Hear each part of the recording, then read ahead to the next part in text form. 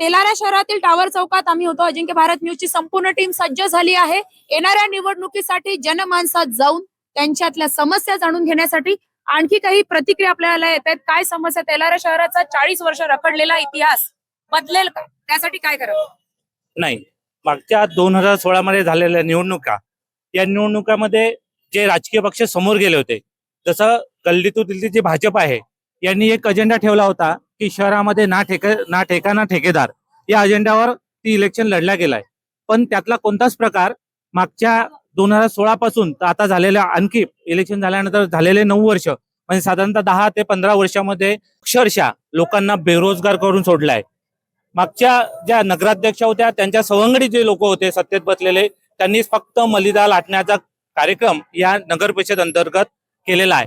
इथे असणारे जे टपरीधारक होते, त्यानंतर ठेलाधारक होते, यांना अक्षरशः बेरोजगार करून सोडलाय. आणि परत या जनतेसमोर जाताना त्यांना थोडीशीही लाज कोणत्याच प्रकारची या सरकारला आणि त्यांच्या मित्र पक्षांना कुठलीच वाटत नाहीये.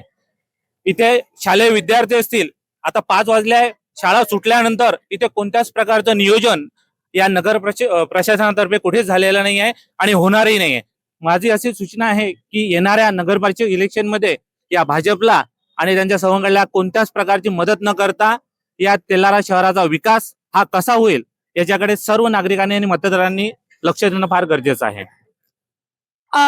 रखडलेला जो प्रश्न आहे म्हणजे तो फक्त आरोग्याचाच नाही, तो रस्त्याचा आहे आणि कब्रस्तानचा पण प्रश्न अतिशय प्रकर्षाने समोर आलाय. लहान लहान मुलं आता 5 वाजता शाळेची वेळ झाली आहे सुटण्याची, आल्यानंतर इथे कुठल्याच प्रकारचं नियोजन नाही. म्हणजे काय की ट्रॅफिक व्यवस्था, जे लहान लहान पोरं सायकलने जात असतात.